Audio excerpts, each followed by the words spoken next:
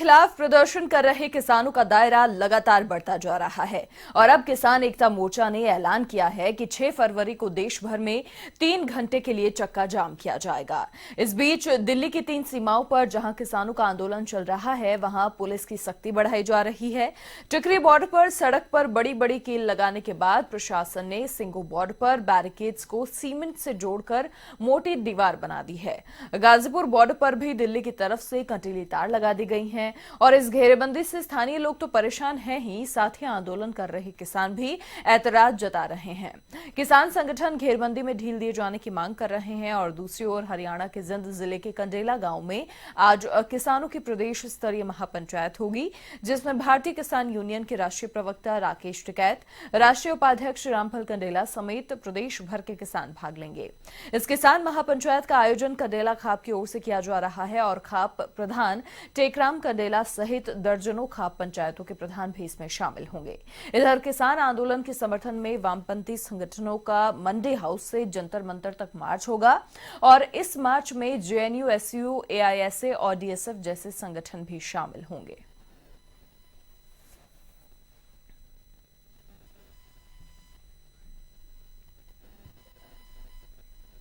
26 जनवरी को दिल्ली में हुई हिंसा पर आज सुनवाई है। सुप्रीम कोर्ट अर्जी पर आज सुनवाई करेगा।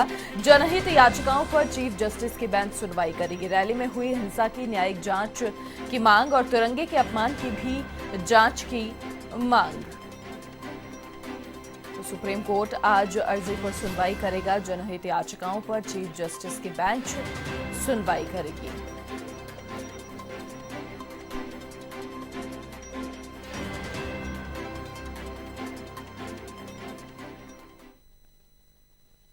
किसान आंदोलन को लेकर सीएम गहलोत ने फिर आवाज बुलंद की है। उन्होंने कहा कि दिल्ली में किसानों को आने से रोकने के लिए केंद्र सरकार जिस तरह के इंतजाम कर रही है, ये एक लोकतांत्रिक देश में अच्छी परंपरा नहीं है। उन्होंने कहा कि आंदोलन कर रहे किसानों को रोकने के लिए सड़कों को खोदना, कीलें और कटीले तार लगाना अच्छी नीति नहीं है। यूपीए सरकार के समय भी कई बड़े आंदोलन हुए, लेकिन इनमें लोगों को शामिल होने से रोकने के लिए पुलिस और सशस्त्र बलों का इस्तेमाल कर कभी भी ऐसी दमनकारी नीति नहीं अपनाई गई। सरकार द्वारा ही सरकारी संपत्ति का नुकसान करना निंदनीय है। मोदी सरकार को अहम छोड़कर किसानों की सभी मांगे मान लेनी चाहिए।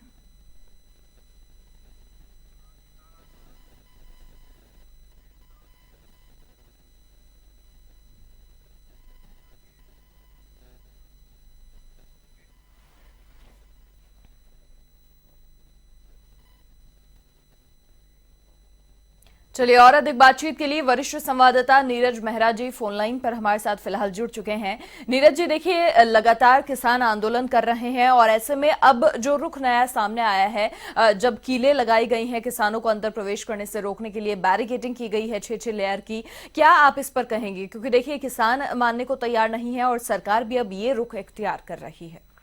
देखिए, किसानों की सरकार के खिलाफ बार-बार की लड़ाई है और किसानों ने जिस तरह का ऐलान किया है, 6 तारीख को चक्का जाम की बात कही है 3 घंटे के लिए, उसके बाद सरकार को, प्रशासन को ये लग रहा है कि कहीं किसान वापस फिर से दिल्ली की तरफ कूच नहीं कर जाए। इसीलिए दिल्ली के जो रास्ते हैं, तमाम रास्तों पर बैरिकेड्स लगाए गए हैं, कीले ठोक कर रास्ता रोक दिया गया है, साथ में कंटीले तारों की बाड़ भी लगा दी गई है। लेकिन जो सरकार का ये तरीका है, इसका कहीं न कहीं पूरे देश में विरोध हो रहा है, क्योंकि ये तरीका ठीक नहीं है।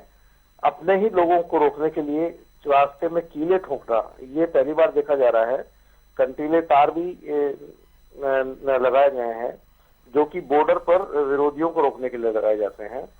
ऐसी स्थिति में सरकार के लिए और जिला प्रशासन के लिए, क्योंकि जिस भी सीमा प्रशासन की ओर से कार्रवाई की जा रही है, इस तरह का रास्ता अख्तियार किया गया है, वो अलोकतांत्रिक है। क्योंकि किसानों को आंदोलन कर रहे हैं, उनको रोकना प्रशासन का काम है, लेकिन पुलिस प्रशासन ने हमेशा बैरिकेड्स लगाकर या पानी की बौछार करके या आंसू गैस छोड़कर या लाठियां फटकार कर ही हमेशा रोकती रही है। लेकिन पहली बार ऐसा है कि जब पूरे रास्ते में कीलें ठोक दी गई हों और कंटीले बैरिकेड्स लगा दिए गए हों, बड़े बड़े पत्थर लगाकर चिनाई करके रास्ता बंद कर दिया गया हो, तो जो ये तरीका अपनाया गया है, इसको लेकर और ज्यादा आक्रोश है। किसानों के साथ साथ जो आम जनता है, उसको भी लगता है कि कहीं ना कहीं ये तरीका गलत है। हालांकि किसान नेता राकेश टिकैत का कहना है कि हम दिल्ली जा ही नहीं रहे, तो ये रास्ता बैरिकेड लगाना, किले ठोकना गलत है। कुछ लोगों का कह रहा है कि सरकार ने अपने लिए किले ठोक ली है। ये जनता के दिमाग में जब एक बार इस तरह की बात घर कर जाती है तो कहीं भी नुकसान होता है। तो ये जो घटनाक्रम हो रहा है इसको लेकर लोगों में आक्रोश बढ़ रहा है। हालांकि किसानों के कई संगठनों ने 6 फरवरी को 3 घंटे के लिए चक्का जाम का ऐलान किया है, लेकिन चक्का जाम करने वाले दिल्ली की तरफ कूच नहीं करेंगे। ऐसी स्थिति में जो सरकार ने तैयारियां की है वो किसी काम नहीं आएगी, लेकिन तैयारियों ने एक तरह से उनके समर्थन में लोगों को खड़ा कर दिया है, किसानों के साथ साथ आम आदमी भी। क्योंकि देखिए, देश में ऐसा कोई भी सरकार नहीं रही है, प्रदेश किसी भी प्रदेश सरकार में सरकार के गठन होने के साथ ही उसका विरोध शुरू हो जाता है। ये लोकतांत्रिक देश में परंपरा है। और किसी भी प्रदेश में देख लीजिए आप, या केंद्र सरकार में भी जब भी सरकार नहीं आती है उसके खिलाफ पहले दिन से, क्योंकि जो विपक्ष में होगा वो आंदोलन करेगा, कहीं न कहीं कमियां रहेगी। तो लोकतांत्रिक तरीके से आंदोलन करना जनता का अधिकार भी है, लेकिन उसको रोकने का तरीका अगर अलोकतांत्रिक हो जाए तो कहीं न कहीं की जो मंशा है उस पर संदेह उठता है। तो ऐसी स्थिति में सरकार ने किसकी सलाह से इस तरह जो कीलें ठोकी है, कंटेनर तारों की बैरिकेड्स लगाए हैं, ये थोड़ा सा जो है अलोकतांत्रिक तरीका माना जा रहा है। क्योंकि आंदोलन रोकने के लिए पुलिस के पास बहुत सारे रास्ते थे। मनीषा, बिल्कुल नीरज जी, देखिए जनहित याचिकाएं जो दिल्ली हिंसा को लेकर दायर की गई हैं उन पर भी आज सुप्रीम कोर्ट सुनवाई करेगा। और कहीं ना कहीं ये क्या कहा जा सकता है कि दिल्ली हिंसा जब से हुई उसके बाद में जो देखो जनहित याचिका पर आज सुनवाई होनी है और सुप्रीम कोर्ट उस पर सुनवाई करेगा। क्या निर्णय देता है सुप्रीम कोर्ट, ये आने वाला समय बताएगा। लेकिन देखिए, दिल्ली में लाल किला पर जो घटनाक्रम हुई, तिरंगे का अपमान हुआ, उसे कोई भी देश का वासी बर्दाश्त नहीं कर सकता है। तिरंगे का अपमान हमारी अस्मिता का अपमान है, इसलिए उसका कोई पक्ष नहीं ले रहा। कांग्रेस पार्टी के नेताओं ने साफ कहा कि जो तिरंगे का अपमान की घटना हुई है उसको बर्दाश्त नहीं किया जा सकता। जिसने भी तिरंगे का अपमान किया उसके खिलाफ कार्रवाई हो, दोषियों को सजा दे और उनको तुरंत जेल में डाल दिया जाए। देखिए, क्योंकि ये राष्ट्र की जो हमारी अस्मिता है उसके साथ खिलवाड़ बर्दाश्त नहीं किया जा सकता। लाल किले में तोड़फोड़ करने वालों को तुरंत गिरफ्तार किया जाना चाहिए, कड़ी से कड़ी सजा दी जानी चाहिए। जिन लोगों ने तिरंगे का अपमान करके वहां भगवान जो फहराने की कोशिश की उनको भी सजा मिलनी चाहिए, ताकि भविष्य में कोई इस तरह से तिरंगे का अपमान नहीं करे। लेकिन सुप्रीम कोर्ट में क्या निर्णय आता है ये अब सुप्रीम कोर्ट की सुनवाई के बाद तय होगा कि आखिर किन को उसमें जो है आरोपी बनाया गया है, क्या कुछ पुलिस प्रशासन जब तक कार्रवाई की है, तमाम बातें कोर्ट को बताएंगे और कोर्ट इसमें निर्णय करेगा। लेकिन इस विषय को लेकर सभी लोगों में इस बात का आक्रोश है। यहाँ तक कि खुद किसान नेता राकेश टिकैत भी कह रहे हैं कि इस मामले का पटाक्षेप होना चाहिए। जो लोग इस घटना में लिप्त थे, जिन लोगों ने तिरंगे का अपमान किया, लाल किले में तोड़फोड़ की, उनको सख्त से सख्त सजा मिलनी चाहिए।